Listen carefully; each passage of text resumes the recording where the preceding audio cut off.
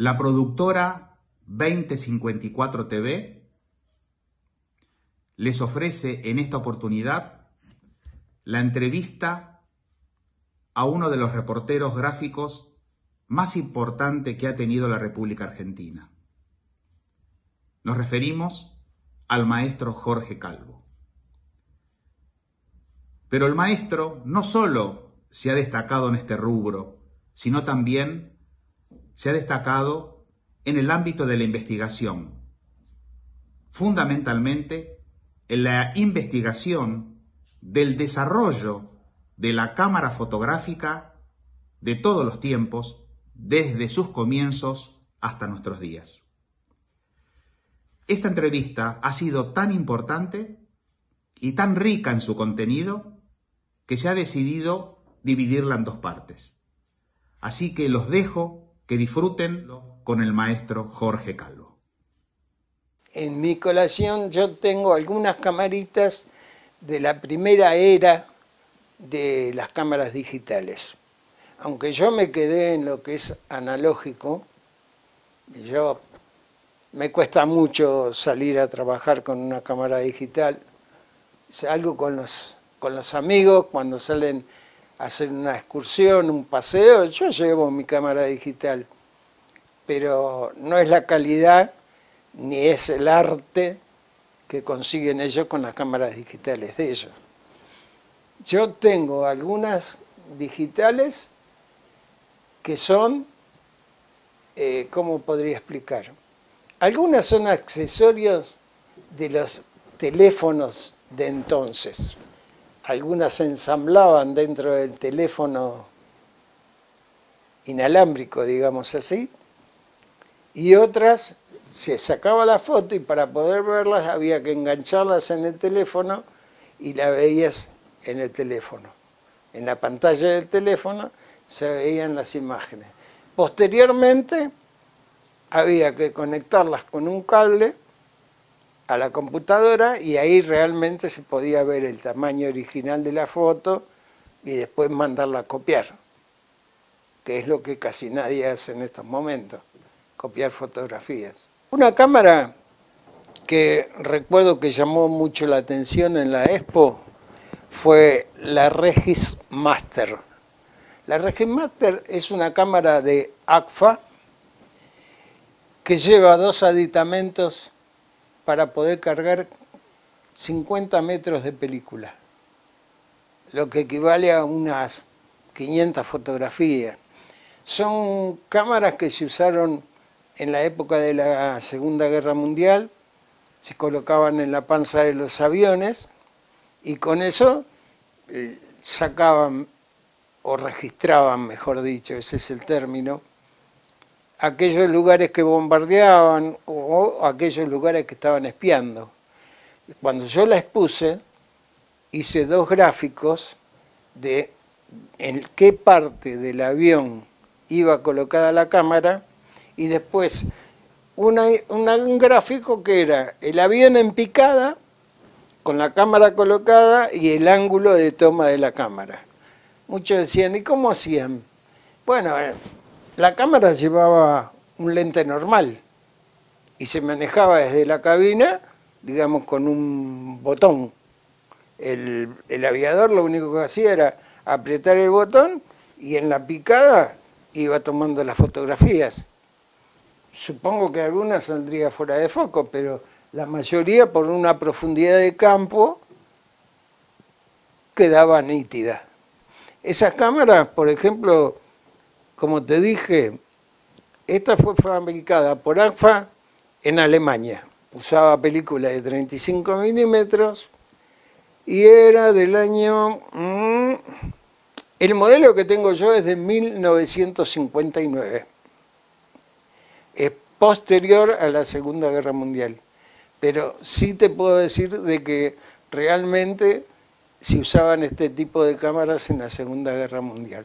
Otra cámara rara, lo que se llama rara, que hizo Agfa en su momento, fue la Optima. La Optima es una cámara parece de 35 milímetros. La rareza es que en el círculo del lente, en vez de tener un lente, tiene dos lentes.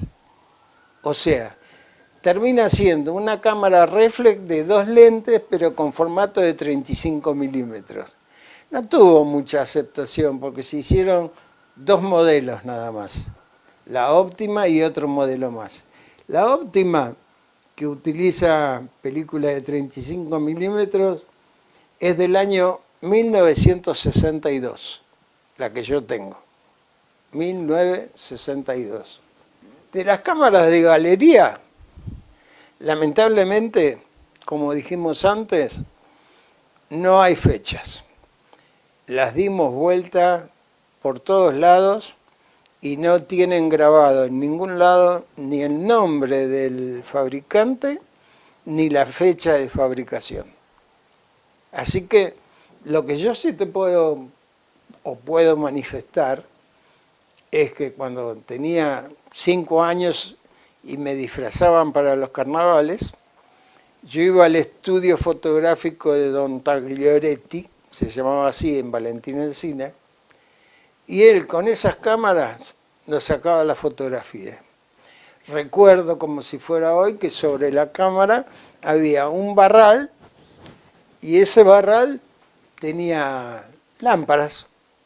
Se iluminaba con lámparas, no se iluminaba con flash, ni lámparas de rebote, todas esas cosas raras no existían en esa época.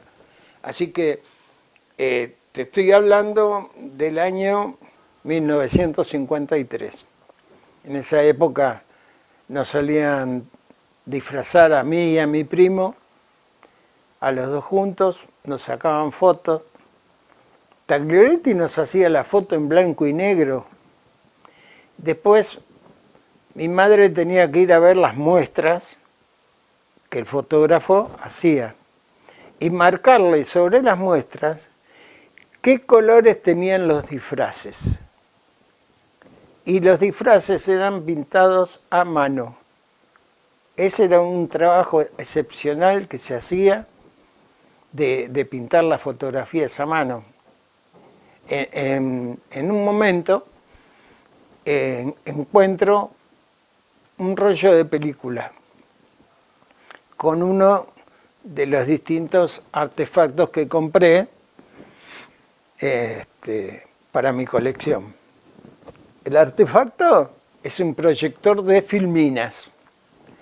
Cuando vemos la filmina estaba en color. El rollo, por lo que era el rollo, aparentaba ser del año 1921 o 1922. Pero en esa época no teníamos el color como estaba en ese rollito. Con un amigo del fotoclub lo escaneamos, lo presentamos en la computadora y ahí pudimos detectar que estaba pintado a mano. Imagínense, o aquellos que saben de fotografía, un rollo fotografiado en medio cuadro, lo cual nos lleva a un tamaño de 2,4 por 1,8. Ese pedacito de foto con un pincel estaba todo pintado. Y ese tipo de rollo, una investigación que yo realicé, que me llevó a hacer un trabajo que titulé La fotografía en la enseñanza católica. Esos rollitos se hacían todos con la finalidad de ser usados en las iglesias para enseñar el catolicismo. Para eso eran todos. Registré un coleccionista, Jorge Greco, que tenía un proyector igual al mío de madera y que tenía una caja con 12 películas. Y registré en el Museo de la Usina Vieja, que está en San Antonio de Areco, había un proyector metálico igual al que yo tenía y había también una serie de rollitos. Cuando me presenté y expliqué lo que yo hacía, me permitieron inspeccionar esos rollitos y poder detectar qué es lo que enseñaba cada uno de esos rollos. Otro tema que me interesa muchísimo, y volvemos, es el de las placas, las famosas placas de vidrio. Las placas de vidrio son el principio de la fotografía y marca un gran cambio en la fotografía. Más bien, un gran cambio hacia la fotografía moderna.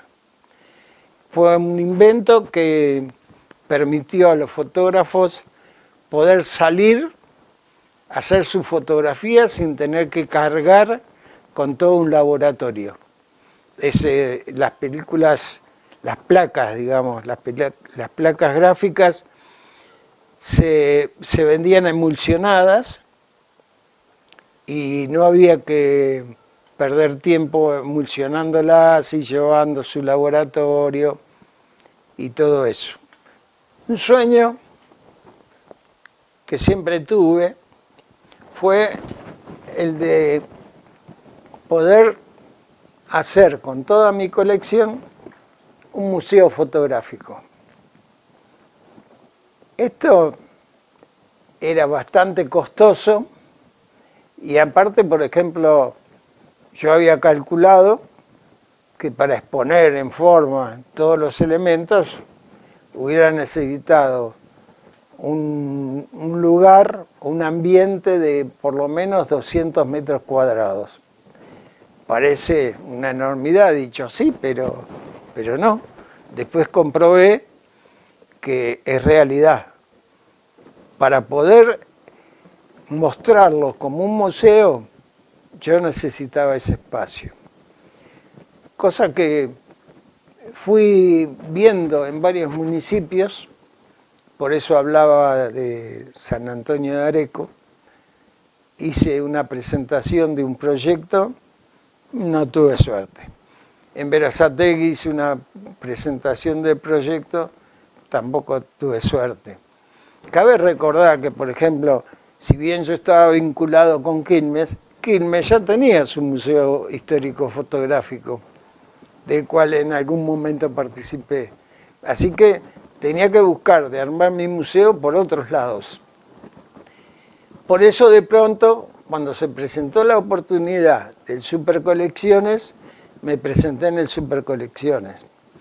Después, allá por el año 2016, me contactan del municipio de Florencio Varela.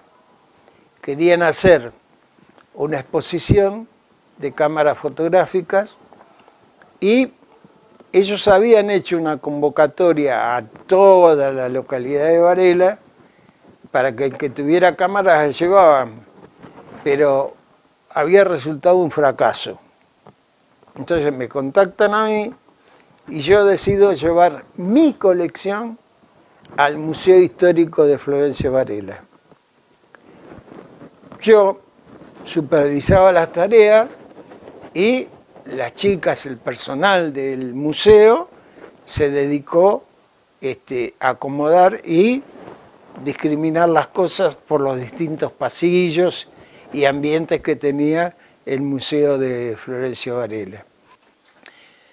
Y finalmente, en el año 2018, yo tuve que hacer refacciones en mi domicilio porque mi señora no estaba bien de salud y necesitaba recuperar el lugar para la familia y no para mi colección.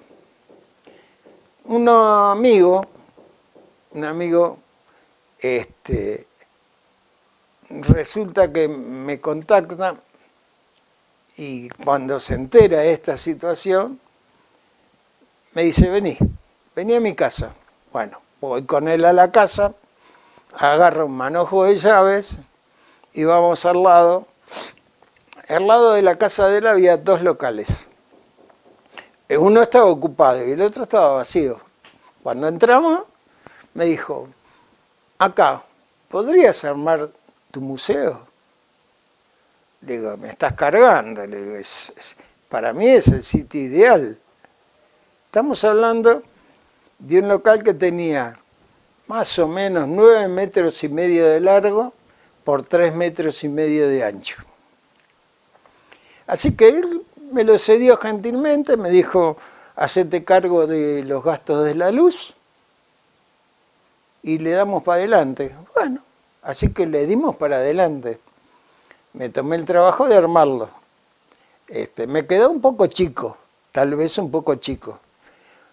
Habíamos hablado de que para hacer la colección bien, necesitábamos 200 metros y eso no eran 200 metros, pero era lo que había. Y en eso armamos el museo. El museo tuvo una vigencia de prácticamente 5 años. En esos 5 años yo creo que fue bastante la gente que vino a visitarlo. ¿Por qué? Porque la característica de mi museo era que no estaba abierto al público. No tenía la posibilidad de abrirlo al público por una cuestión de seguridad y de capacidad de gente que atendiera el museo. Entonces, ¿cómo funcionaba el museo? El museo funcionaba de manera tal de que aquel que le gustaba la fotografía y que quería ver un poco la historia de la fotografía, se contactaba conmigo, armábamos una cita y una posterior recorrida por el museo con todas las explicaciones habidas y por haber. El museo estaba diseñado con una idea más bien siempre propenso a la enseñanza. ¿Qué es esto? Yo lo había determinado. Se ingresaba y aparecía una réplica de una cámara de daguerrotipo. Al lado seguían cámaras de fuelle. O sea, estamos hablando de las épocas de las cámaras. Luego venían vitrinas con 2 escalones o 3 escalones, pero que estaban identificados con colores. Todo lo que era celeste un escalón celeste eran cajoncitos que usaba la gente común.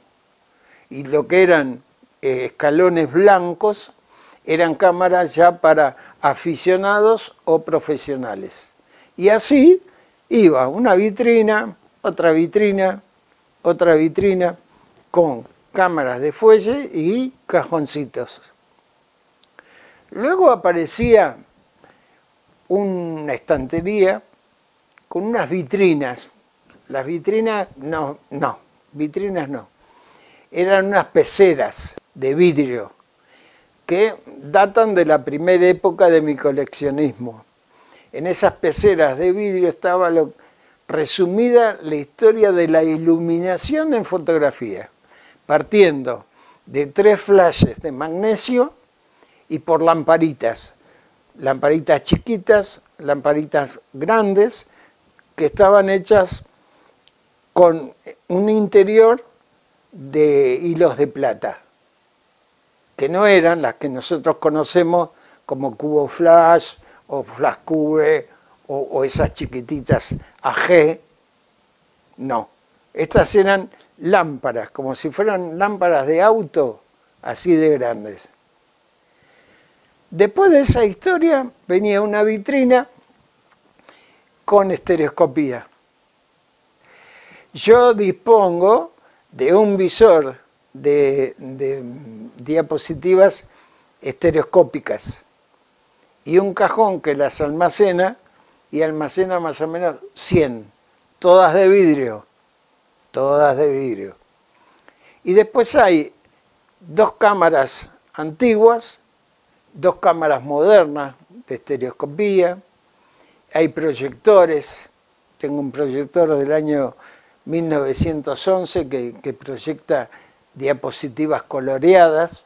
Y después tengo también algunos tanques de revelado, de los viejos tanques de revelado de madera, que eran de Kodak, o de metal, que eran también de Kodak.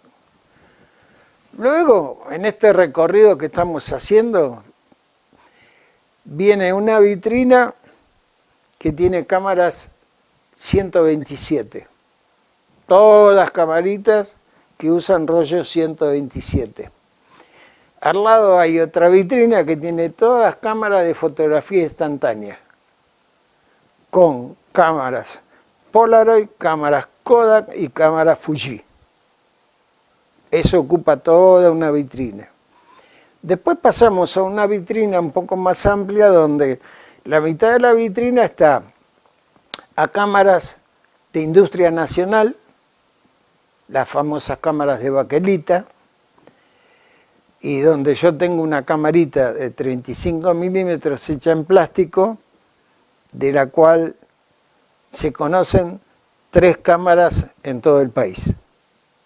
Una en Rosario, una en Mendoza, que esa la descubrió Adrián, y la mía. Después viene otra media vitrina con todas cámaras de 2 lentes. Las famosas cámaras de 2 lentes para rollo 120 más o menos. Y después de eso viene una vitrina bastante surtida, la vitrina esta, porque no son gran cantidad de cámaras, pero están las cámaras miniaturas, que mucha gente suele decir que son cámaras de detective, están las del sistema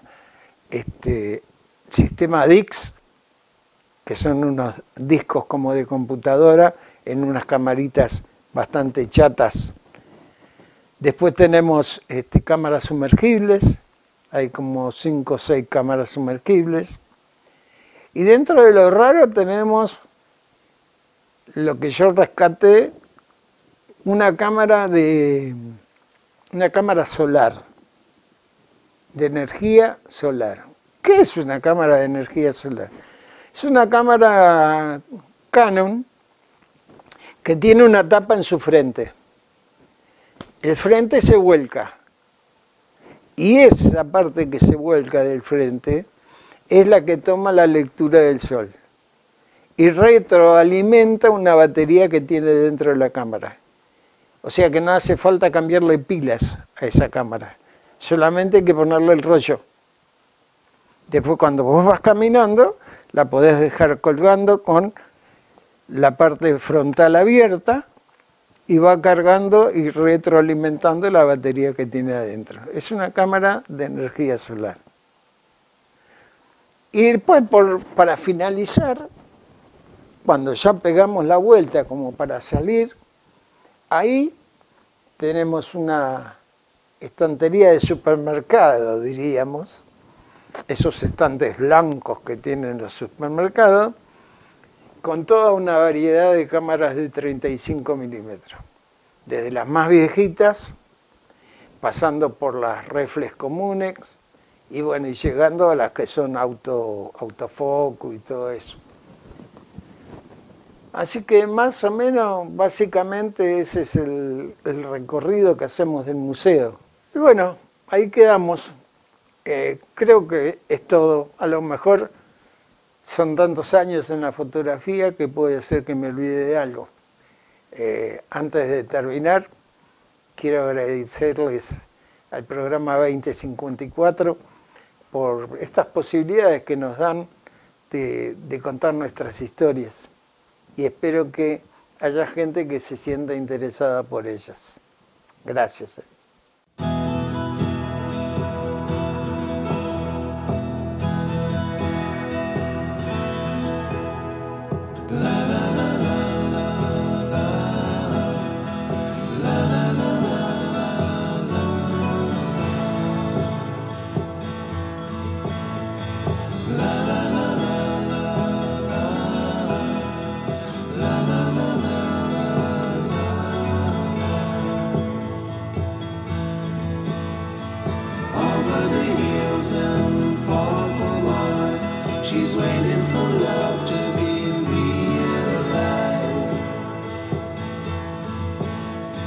send her the whole